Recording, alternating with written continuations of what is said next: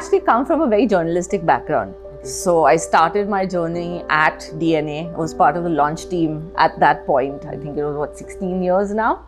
So, honed my new skills over there. And I think that has also really helped me understand how content works, what it should be doing, what sort of communication is. And I've actually spent most of my career in the digital space. So I think right from about 2008, I think, or 2009 is when I joined Times Internet. And it's been nice to see how the whole sort of digital revolution has unfolded. So I was part of the team that launched IDEVA. It's become something very different now, but it was fun launching that. I've launched a luxury lifestyle website for the Times Group also. So it was really great learning at that time, and the internet was so nascent then. I mean, we were using like Google Analytics, Facebook pages, Instagram wasn't a thing then.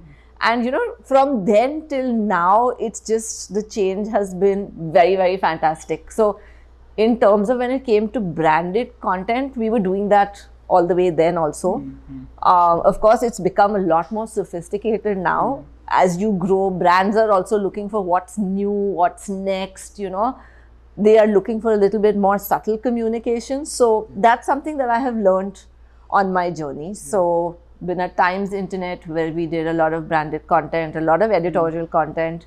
I moved to Condé Nast after that, and I worked at the now defunct Condé Nast factory. So again, there it was a lot of branded content or white labeled content that we produced. So, fashion magazines for e-commerce brands, beauty content, just a lot of native content for like in-house websites. So again, I could see that whole change that was coming, where content was moving, because that was the next big thing. And I mean, if you look at where we are now, each and every big e-commerce platform has their own sort of magazine or their own form of storytelling. You look at what Nykaa is doing, look at what Myntra has done with that whole app that they launched. So there's so much, like, content has really become, I guess, that center of conversation now.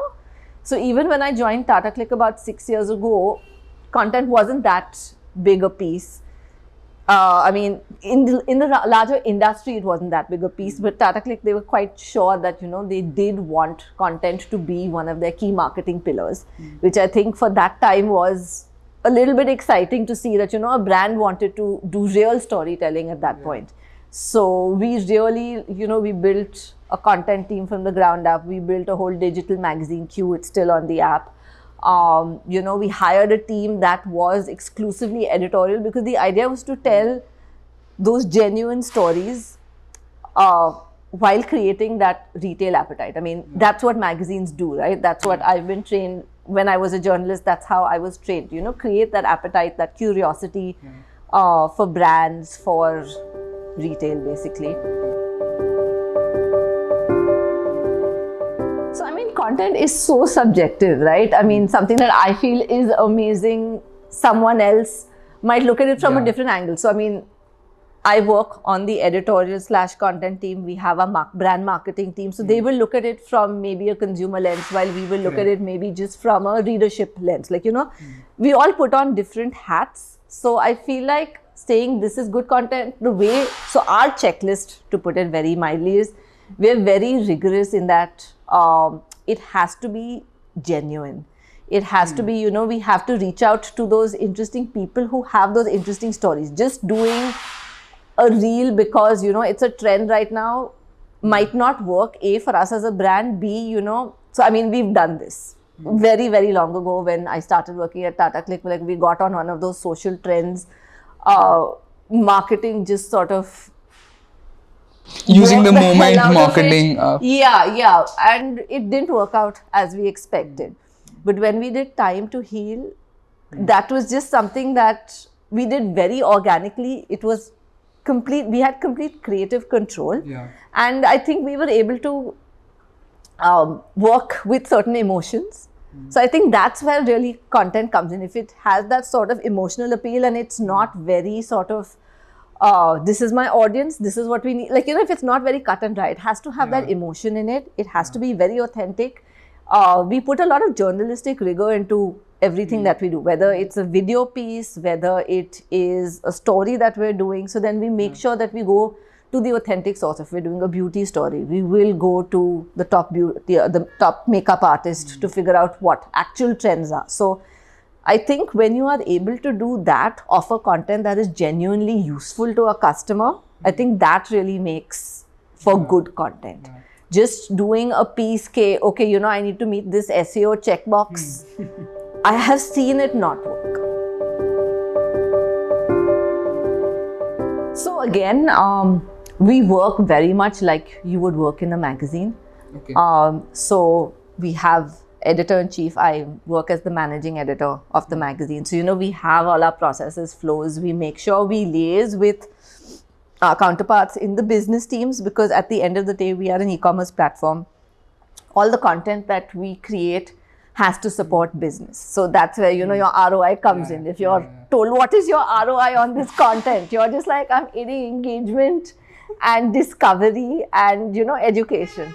But that being said, of course, we keep that at the back of our minds, but we're structured the way a magazine is. So everyone is hired based on a specific skill. So we have a fashion features editor, we have fashion writers, we have lifestyle writers, or we will, if we need content for, say, watches or jewelry, we will look at people who are specialized in that segment, and then we commission stories to them accordingly. Because we want to, again, one of our sort of check marks when it comes to good content is we want people who genuinely understand that segment to create content on that segment. That's how you build authority as a brand, and that's how you even offer value to a customer.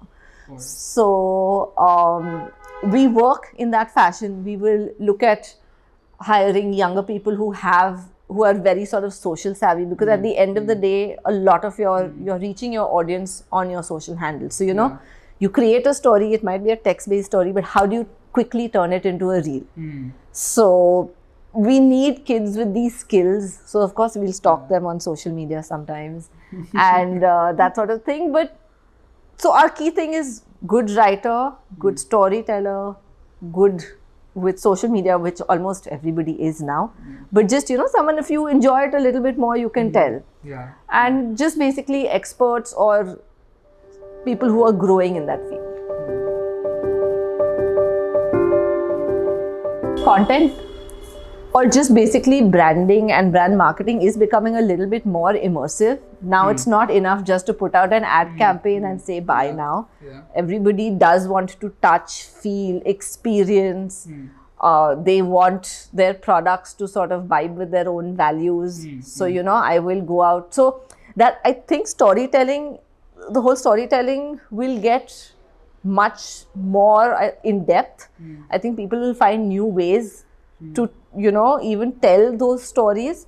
When you talk about AI, I feel it will play some bit of a role. So, you know, if you talk about VR, AR, that sort of stuff, those experiences, I think will enhance the storytelling process. I don't think it'll take it over. At the end of the day, you need that human mind to be able to, you know, imagine. But I think AI will be very important in being able to tell that story in a different way. So I think that's an interesting space. No, I mean, the experiences will be like fabulous. Like, you know, if you can, so at the Lux Life, we had this concept called the Magical Garage, where people could sit. It was a Mercedes immersive sort of intervention where you could sit in a chair and you could experience what it would be like to drive the latest Mercedes. So, you know, you're not actually sitting in it. Maybe this is technology for the future. Maybe it'll be here in like 2 years, 5 years, but you could still experience it just sitting in that chair. So, I mean, you know, this is that fun stuff that you can do. This is just the automotive industry. Just think of what people can do with fashion. I mean, Burberry and stuff have been doing fantastic stuff all those years ago. I mean, Burberry, I think, was the first brand that really started live streaming their shows. They started doing so much with Instagram, with whatever, Web 2, all of that. So it was really interesting to see going from just live streaming shows to creating these sort of digital avatars that people can make for themselves, experience. I guess at the end of the day, it depends on how democratic it remains. And also, at least in my opinion, as a content creator, if brands don't make it too brand led and it still stays a little bit organic in that sense, I think that potential is good.